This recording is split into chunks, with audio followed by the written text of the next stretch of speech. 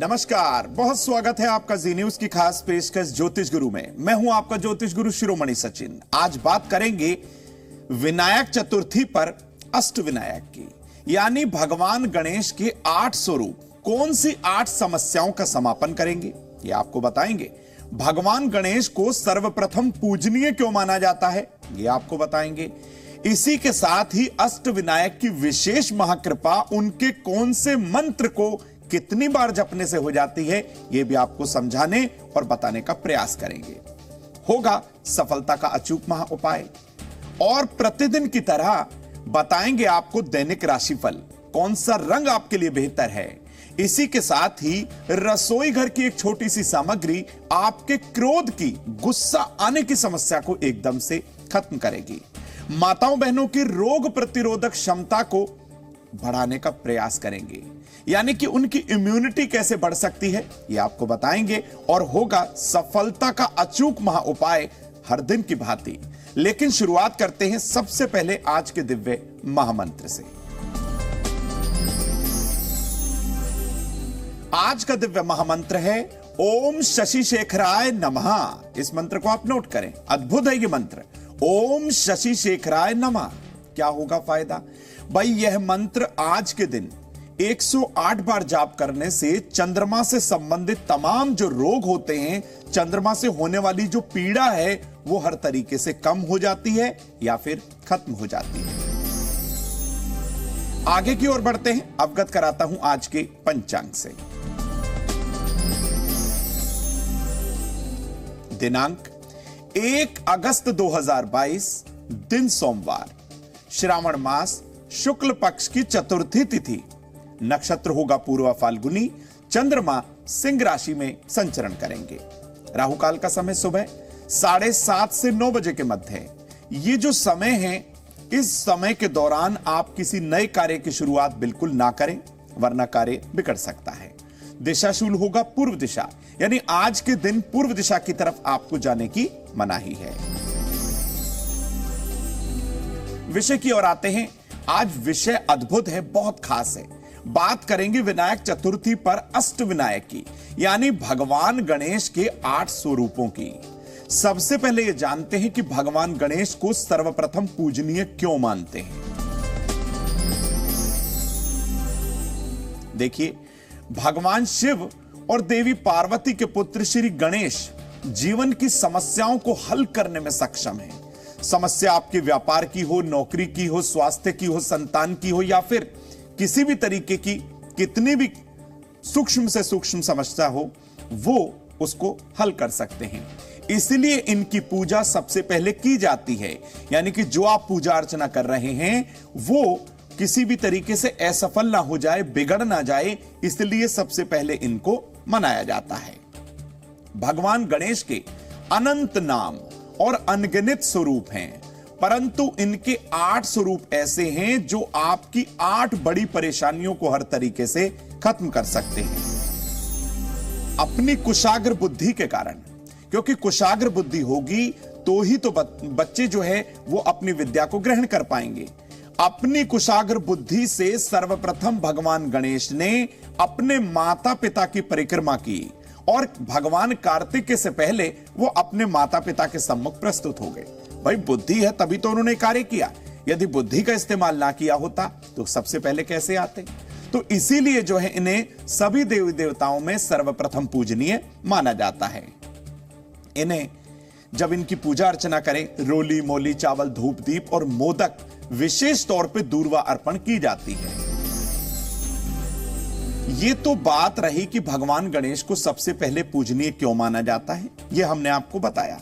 लेकिन इनके 8 स्वरूप कौन से हैं और कौन से समस्या को वो खत्म कर सकते हैं, कौन कौन से जो रोग होते हैं उनको वो खत्म कर सकते हैं, ये समझने की कोशिश करेंगे। देखिए, भगवान गणेश के 8 स्वरूप कौन कौन से हैं, ये हम सबसे पहले समझ लेते हैं। देखिए, भगवान गणेश की अनेक स्वरूपों में उपासना की जाती है, उनकी परंपरा है पूजा अर्चना करने की। विशेष तौर पर वैसे तो मुद्गल पुराण के अनुसार उनके 32 स्वरूप माने गए हैं। तो अब चर्चा करेंगे हम भगवान गणेश के 8 स्वरूपों की। पहला स्वरूप भगवान गणेश का जो अवतार है वो है वक्रतुंड का। इस स्वरूप में भगवान गणेश ने मत्सरासुर के अहंकार को भंग किया था।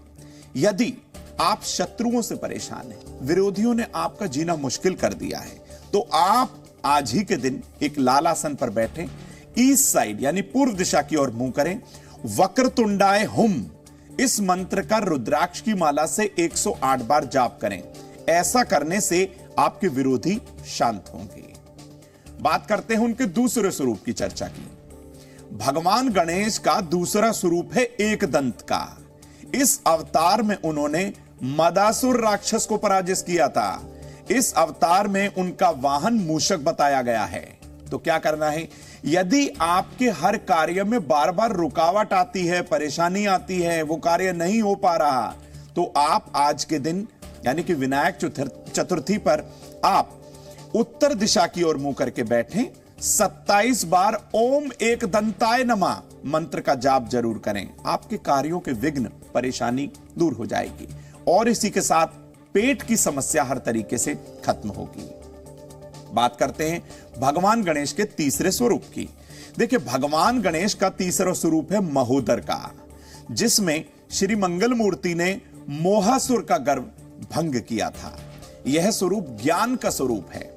क्या होगा ये फायदा जाप करने से, इनकी पूजा अर्चना करने से इस स्वरूप में?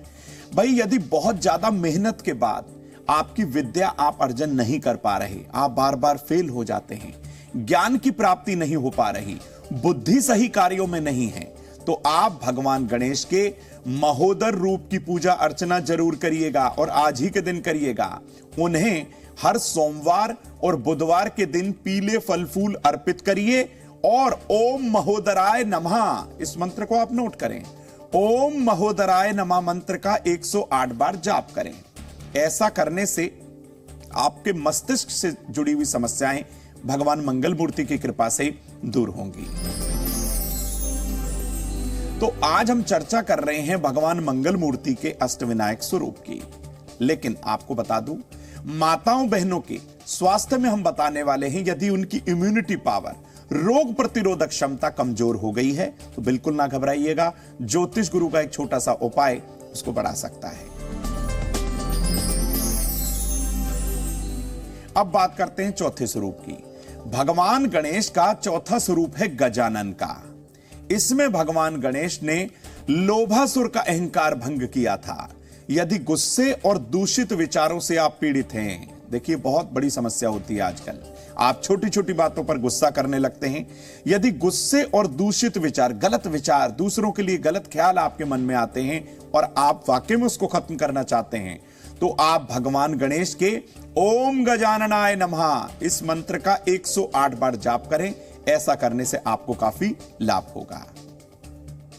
अब बात करते हैं भगवान गणेश के पांचवें स्वरूप की।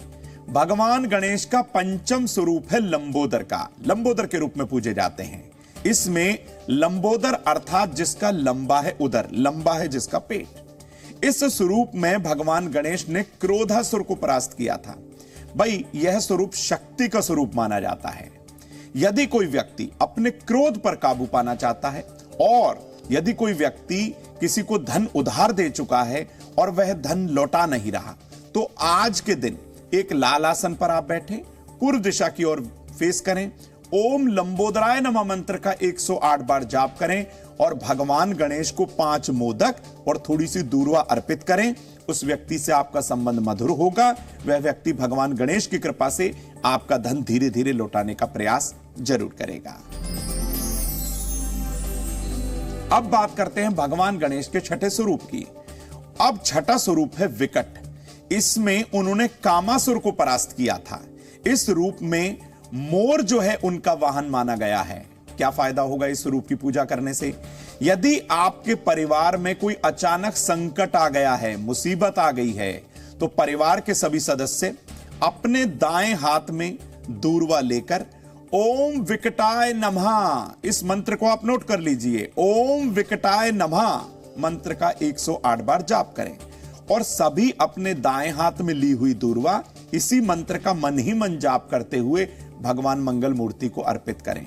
ऐसा करने से आप देखेंगे आई हुई जो मुसीबत थी, जो अचानक आपको जिस मुसीबत ने घेर लिया था, वो धीरे धीरे कम होने लगी है। भगवान गणेश पर आप पूर्ण विश्वास रखें, श्रद्धा बनाए रखें, हर तरीके से आपका कार्य सफल भी होगा। तो आज हम चर्चा कर रहे हैं भगवान गणेश के अष्ट स्वरूप की। भगवान गणेश का 7वां स्वरूप है विघ्नराज का। इस स्वरूप में भगवान गणेश ने ममतासुर नाम के राक्षस का अहंकार नष्ट किया था। यह स्वरूप भगवान विष्णु का स्वरूप है।